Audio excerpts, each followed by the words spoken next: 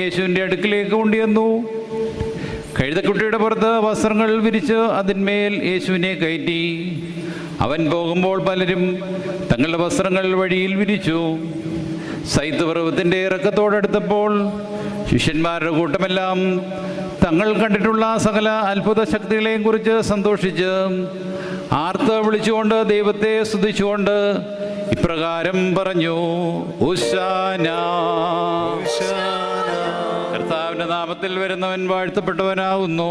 കർത്താവിന്റെ നാമത്തിൽ വരുന്നവൻ വാഴ്ത്തപ്പെട്ടവനാകുന്നു. കർത്താവിന്റെ നാമത്തിൽ വരുന്നതായി, കർത്താവിന്റെ നാമത്തിൽ വരുന്നതായി. നമ്മുടെ പിതാവായ ദാവീദിന്റെ രാജ്യവും വാഴ്ത്തപ്പെട്ടതാകുന്നു.